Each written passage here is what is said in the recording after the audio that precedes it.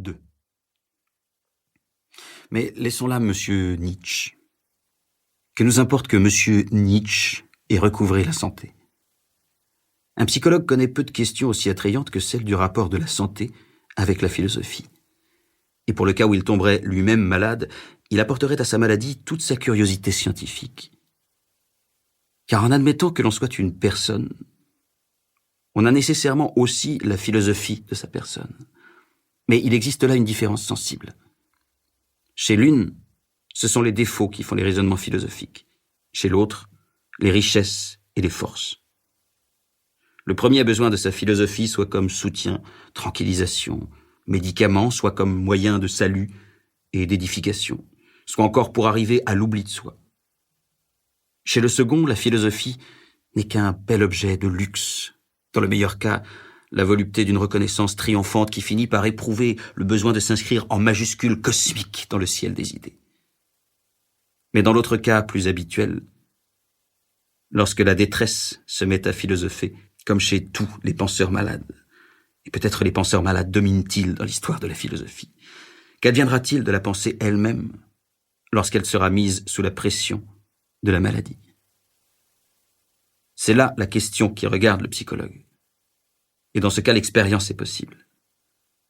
Tout comme le voyageur qui se propose de s'éveiller à une heure déterminée et qui s'abandonne alors tranquillement au sommeil, nous autres philosophes, en admettant que nous tombions malades, ne nous résignons pour un temps, corps et âme, à la maladie.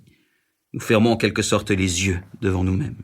Et comme le voyageur sait que quelque chose ne dort pas, que quelque chose compte les heures et ne manquera pas de le réveiller, de même, nous aussi, nous savons que le moment décisif nous trouvera éveillés.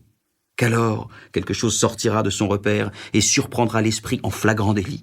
Je veux dire en train de faiblir, ou bien de rétrograder, de se résigner, ou de s'endurcir, ou bien encore de s'épaissir, ou quelles que soient les maladies de l'esprit qui, pendant les jours de santé, ont contre elles la fierté de l'esprit.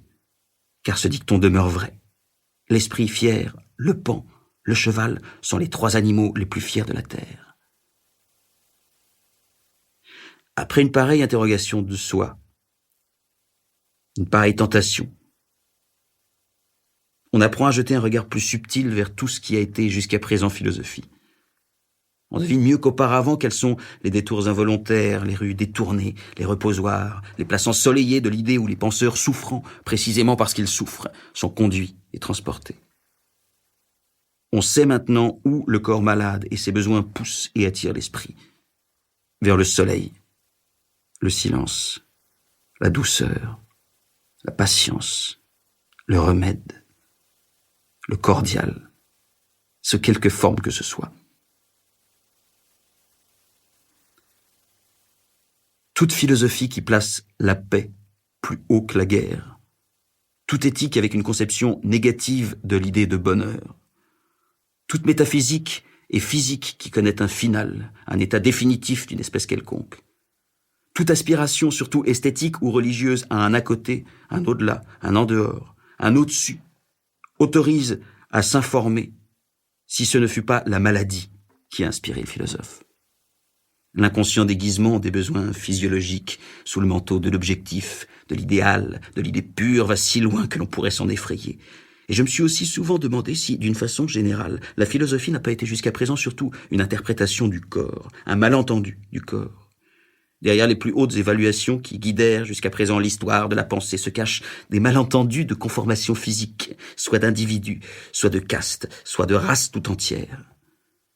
On peut considérer toujours en première ligne toutes ces audacieuses folies de la métaphysique, surtout pour ce qui en est de la réponse à la question de la valeur de la vie, comme des symptômes de constitution physique déterminée.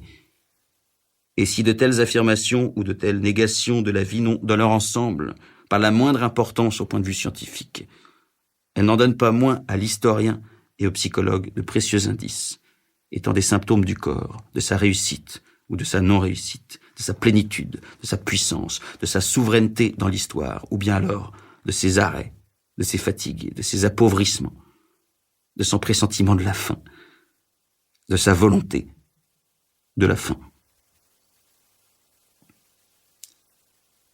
J'attends toujours encore qu'un médecin philosophe, au sens exceptionnel du mot, un de ceux qui poursuivent le problème de la santé générale du peuple,